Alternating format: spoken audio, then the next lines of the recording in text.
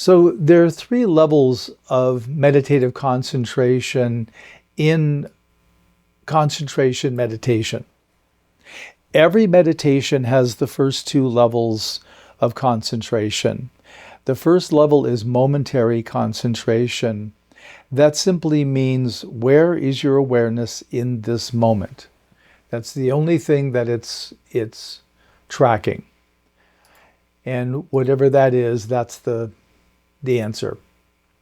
So as soon as we begin to settle with the meditation, where we're staying with it for 2, 3, 5, 10 minutes at a time without serious interruption, then we're moving into level 2 of concentration meditation we call access concentration.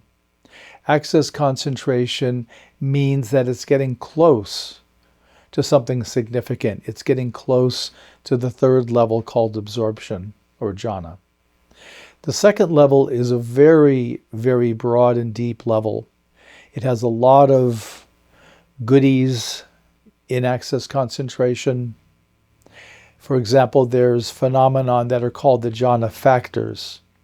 It's a very poor name. You can have jhana factors without having jhana. But you won't have jhana without jhana factors. So they're instrumental for jhana, but just because they're present doesn't mean, and usually does not mean at first, that jhana is present. The 5 jhana factors, first is applied awareness. That's what we do when we bring awareness back to the breath in the Anapana region. That's the first jhana factor, called Vitakka. Vichara is sustained awareness. When our awareness is able to stay with the non-conceptual breath for, again, 3 minutes, 5 minutes, 10 minutes, that's where we're getting established. That's sustaining. And the sustaining, when that begins to happen, we want to start lessening any effort, any control. Again, we don't just drop it off. We don't just throw up our hands and stand back entirely. But it's like we're loosening, we're taking our hand off the control, and we're seeing if this continues.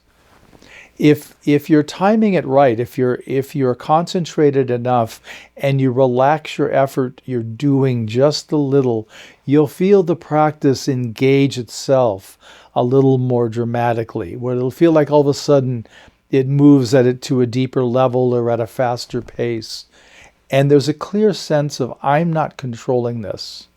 That's another hallmark of Vichara, because we're allowing awareness to stay with the breath rather than doing.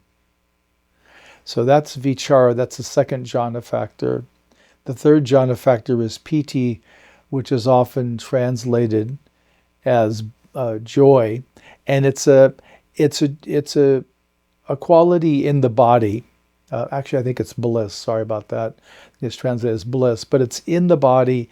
It's an effervescent, bubbly, happy, everything is relaxed in the body. Everything is at ease kind of experience. And the main benefit of PT is that it lets us meditate longer. We can stay pain-free with the breath longer and go deeper. That's what allows one to do an hour, 2-hour meditations in this practice, is because of the PT. The fourth jhana factor is Sukha. And Sukha is a kind of joy, a kind of mental joy. And it's really a smoothness. Everything's okay. Everything's working fine. There's no problem. It's just a kind of contentedness is what we feel. So that's Sukha. And then finally, the fifth jhana factor is one-pointedness, Ekaggata. And one-pointedness, as we're doing concentration meditation, our awareness is starting here and it's dialing down. It's getting more and more unified. The mind is unifying, our awareness is unifying, and it gets to where high in access concentration and in jhana, it gets to a very fine point we call laser-like. That means it becomes so so condensed, so small, so powerful and potent that it can penetrate through to where we can experience this third level of concentration meditation called absorption. And in this tradition, the Pawak tradition is considered the most rigorous. It's the highest bar of jhana of all the jhana presentations in the West. And I'm probably the strictest of the Pawak jhana teachers. So when somebody is confirmed in jhana from me, then they can rest very well with the fact that is what's happening. So the jhana experience in this tradition, there are some hallmarks. The first is there's no sense of self. So the normal sense of me isn't present in jhana. There's no, I'm here, I'm doing this. None of that's happening. There's also no thought. So it's a time of complete quiet, of stillness. There's no sense of me at all. But awareness and consciousness are present. So there's full awareness, there's full perception of what's happening in the jhana. And the jhana is going to contain characteristics of whatever practice you're doing. If you're doing breath awareness practice, it's going to have qualities of breath awareness in the jhana. If you are doing metta, the unborn love, unconditioned love practice, that's also a concentration practice that can lead to absorption. But that absorption is going to have a flavor, an experiential flavor of metta, of loving, unborn, unconditioned love. So each jhana, based on what the route is into jhana, will have a characteristic and a kind of a flavor to it. And that's part of what's being purified in the jhana. Again, this is a purification of mind practice. The mind's being purified because we're not engaging in the normal me behavior. We're letting that dial down and quiet. So that's one of the ways that we're getting some purification of mind. And the other is we're directly accessing a particular quality of the source, of the absolute. We're steeping in that quality, in that source, in an unmediated way. I've talked before in teaching about jhana that each jhana has a quality that feels like a radio frequency. It feels like a noise level.